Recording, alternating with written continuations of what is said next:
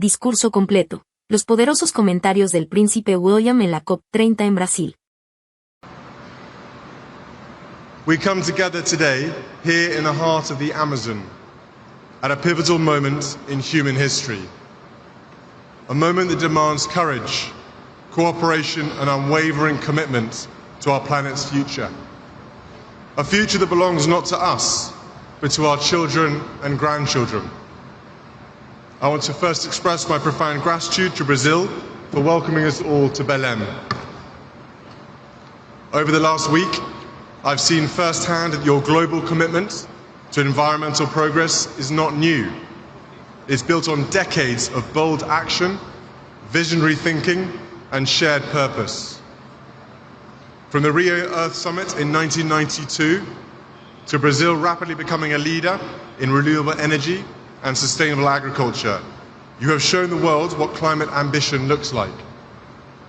Just earlier this week, the vibrant city of Rio de Janeiro hosted the Earthshot Prize, a global initiative I founded to accelerate and spotlight the most innovative solutions to our planet's greatest environmental challenges.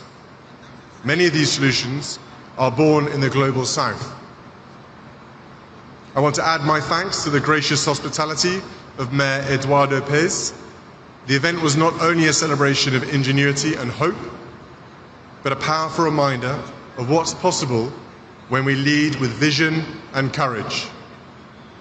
It was inspiring to witness such bold ideas from people all over the world come to life in a place so deeply committed to sustainability. And so as we gather here in Belém, 10 years on from the Paris Agreement, we are reminded of the extraordinary power of nations, communities, and individuals coming together to drive change. Where we unite behind shared purpose, we can scale and accelerate solutions that transcend borders. Solutions that give us hope and fill us with optimism for the future. I have long believed in the power of urgent optimism, the conviction that even in the face of daunting challenges, we have the ingenuity and determination to make a difference, and to do so now. I grew up with my father, the King, talking about the power of nature and the importance of harmony in the natural world, a subject he has championed for over 5 decades. It's a privilege to also represent him here today, as well as everyone else who has championed this cause for so many years. All of us here today understand that we are edging dangerously close to the Earth's critical tipping points, thresholds beyond which the natural systems we depend on may begin to unravel. The melting of polar ice, the loss of the Amazon, the disruption of ocean currents. These are not distant threats. They are fast approaching and will affect every one of us, no matter where we live. Communities around the world are already facing rising seas, extreme heat, wildfires, floods, droughts, and increasing frequency of extreme weather. We saw the disastrous impact of simultaneous floods, fires and droughts in Brazil in 2023. Just this year, I visited the Welsh town of Pontypridd with my wife Catherine, where the community is still recovering from devastating floods. I met families who had lost their homes, their possessions, and their sense of security. One resident told me how the river that once brought life to the town had become a source of fear. Their resilience was deeply moving. It was also a powerful reminder that climate change is not a distant threat. It is affecting lives across the UK and across the world, from small towns to major cities, from coastal communities to inland regions. No corner of the globe will be unaffected. These impacts pose risks to growth, security and well-being in all countries. But we know that these risks often fall hardest on those who contributed least to the crisis. This demands urgent, coordinated action. We must ask ourselves, what legacy do we wish to leave? Because the impact of all our choices will be felt by us all around the world, in the safety of their homes, the stability of their livelihoods, and the health of the natural world that sustains us all. The road ahead will be tough. We must transform the way we power our lives, produce our goods, move from place to place, and care for our land. But this is not just a challenge, it is a profound opportunity. An opportunity to build cleaner economies, restore nature, and improve the health and well-being of communities everywhere. It is an opportunity to grow our economies, develop new technologies, and create secure and affordable energy systems that are central to our future prosperity and security. Action on climate not only protects future generations, but is a powerful engine to create better jobs and lives today. We need to work together to build resilience from the escalating costs of climate change and become nature positive. This means incentivizing protection and restoration, not destruction. It means recognizing nature's true value, not only in economic terms, but in its ability to sustain life, culture, and community for everyone to enjoy. As we stand together in the heart of the Amazon, a region not only vital to global climate stability, but also home to indigenous communities who have safeguarded these forests for generations, we are reminded that true climate leadership means listening to those who have lived in harmony with nature and empowering them as stewards of the planet's most precious ecosystems.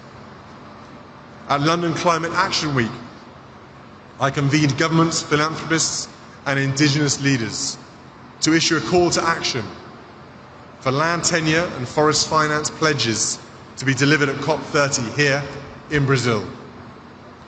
That call to action continued through New York Climate Week in September and brings us here to Belém, where we must listen to the voices and leadership of indigenous people and local communities who care for half of the world's land and a third of its remaining intact forests. Their territories are vital to climate mitigation and biodiversity preservation. Yet only 11% of this land is legally recognized. Where indigenous people and local communities have secured land rights, deforestation is lower, biodiversity is richer, and carbon is better stored. Yet nearly 800 million hectares of their land remain unrecognized. 10-year security empowers communities to resist harmful projects and pursue sustainable livelihoods. This is not just a moral imperative, it's a practical climate solution to the climate and biodiversity challenges our planet faces. Let us build a future where indigenous people and local communities are recognized as global climate leaders, where their rights are protected, their voices heard, and their knowledge respected as vital to the health of our planet.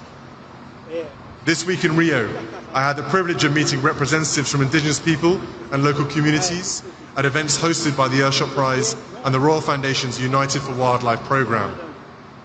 Their connection with and tireless efforts to protect nature are nothing short of inspiring. They are not just participants in the climate conversation, they are leading it, and we must stand with them. But it is also important to acknowledge the progress we have made. From the Paris Agreement to the Global Biodiversity Framework, we have shown that this can be a unifying agenda. When nations come together, we can chart a course towards a more sustainable future. And the UK stands with you in this mission.